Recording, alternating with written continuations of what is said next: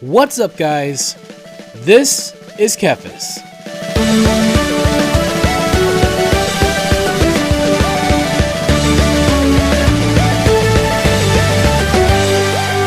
Today I'm going to show you some macros that I've created with Gnome Sequencer Enhanced, an extremely powerful add-on that allows you to create robust macros that can perform most, if not all, of your rotation with a single button. This can be extremely useful if you have a disability like myself, or if you just want to be lazy. Bear in mind that these macros can be extremely helpful, but they also have their limits, so they're made primarily for those who are playing the game at a more casual level. But feel free to use them as you see fit. If you'd like to learn more about Gnome Sequencer and how to use it, I recommend that you head over to WoW Lazy Macros. And if you'd like to learn more about the class in question, check out my class course. It can help get you started. You can find links to all of that and to import strings for these macros in the description. Today we're going to check out the macros that I've created for Devastation Evokers. But before we do that, let's go ahead and open up the talent tree here. There are a couple of things to go over. On the Evoker side, it's mostly utility. There really isn't anything in particular to go over on this side. On this side, there are a couple of things to go over. There are some abilities that I've taken. Obviously, you can't not take Eternity Surge. It's a very good empowerment ability, good AoE, and even some good single target as well, one to be used on cooldown. We will talk about empowerment abilities when we actually look at the macro itself. But yeah, definitely went with that one. And then, of course, Shattering Star is another one that I went with. This is really easy to include in the macro, so that was pretty straightforward. The rest of it is, there isn't a whole lot really. I guess the only one I can talk about is Firestorm, and this one, it looks awesome. It has a cooldown, but unfortunately I can't include it in the macro because it's a target location ability.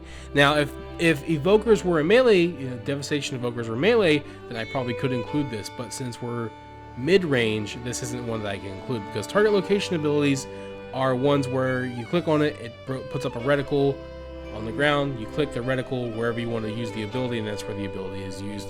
Obviously that can't work in a macro unless you add in like at player, where it's used at your feet. That wouldn't work for Devastation Evokers because you're not in melee range, and you could do at cursor, but that's not very intuitive when you're using a macro. So essentially, Firestorm just could not be used in a macro. If you went with it, you'd have to use it on a separate button, so I just chose not to go with it. The rest of it's pretty straightforward. A lot of passive abilities in here, so just stuff like that. There's not really a whole lot to talk about, so let's go ahead and open up /GSE to open up Gnome Sequencer, and you'll see there are two macros here, one for single target and one for AoE. Now, I tried to think of a way to kind of make it all in one, like I do a lot of my macros, but frankly, the Evoker's rotation is different in a lot of ways, and the macros had to be written slightly different for single target and for AoE. So that's the main reason why I ended up just making it two separate macros. But let's go ahead and open up the single target one here, and you will see my talent build is included in the talent section here. You can copy and paste this copy and import this into the talent tree if you want to use it. But you will see this is the big thing. Empowered abilities have to be used separately. So that would be Eternity Surge and Fire Breath. Okay, so those ones, and obviously, Deep Breath is another one that would have to be used separately just because of how it's another kind of like a target location ability. It's a little bit newer, but these empowerment abilities are very new. They're fun.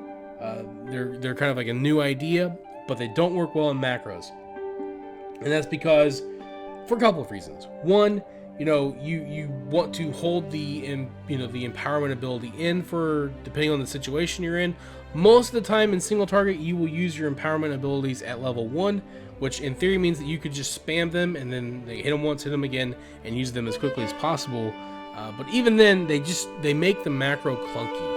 And in my experience, I've tried putting them in my macros. I've used other people's macros on WoW Lazy Macros, and no disrespect to them, but even in all of these situations, I always felt like whenever an empowerment ability was included in the macro, it just felt clunky. My character would do like this weird dance, and half the time the ability wouldn't go off.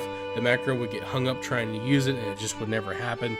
So I've found that the best thing to do is to keep track of the cooldowns on these abilities and use them on separate buttons, unfortunately.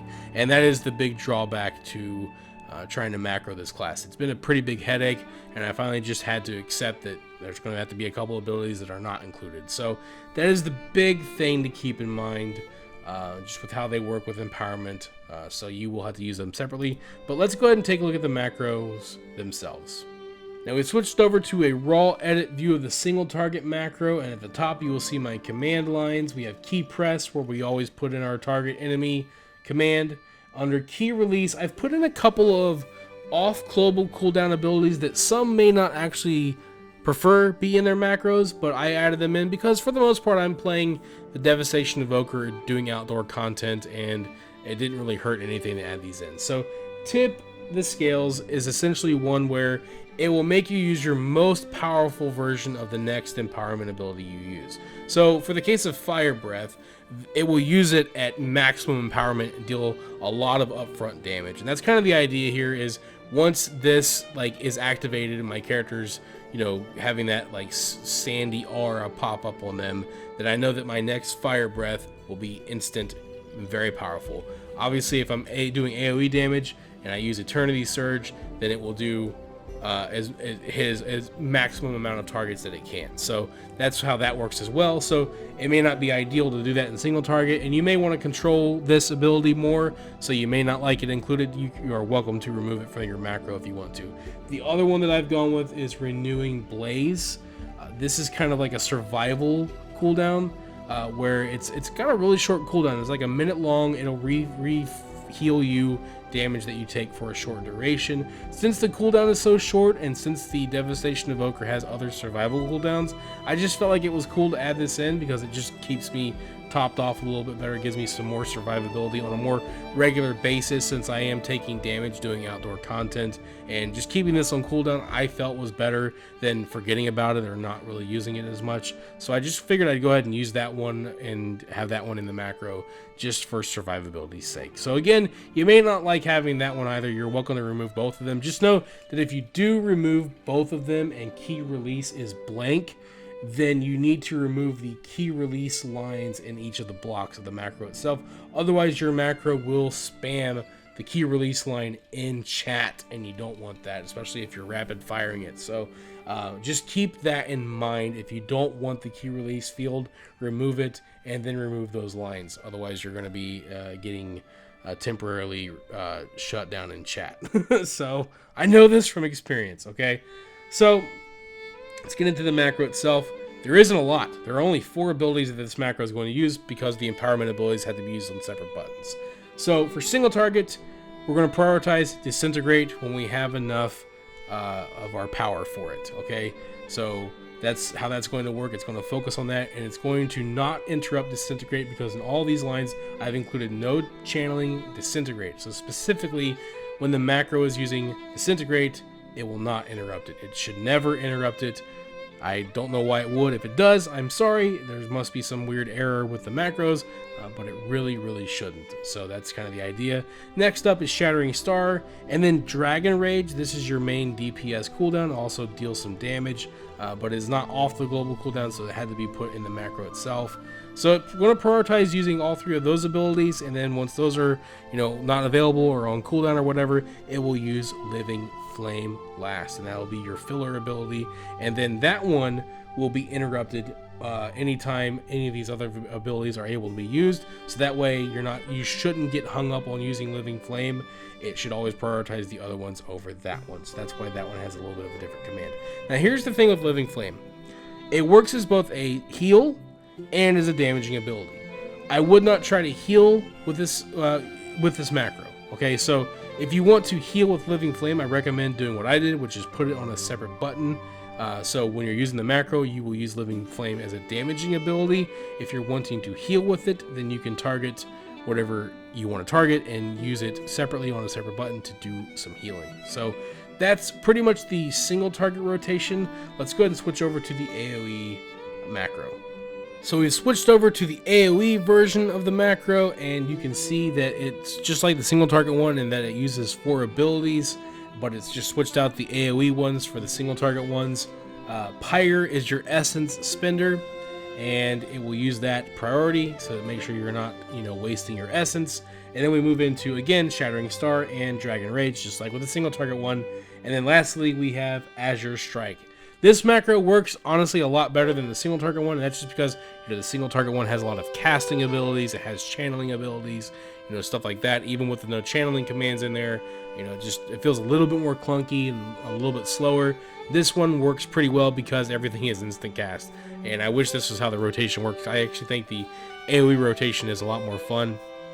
I love the way Pyro works and how it looks anyways, just my personal opinion. But this macro does work pretty well. They both work pretty well. Obviously, if you're willing to manage your empowerment abilities on separate buttons. For the most part, you should never overcap or waste your essences, and you will use your procs as well. For the most part, again, these macros are never going to be perfect, just like with any macro.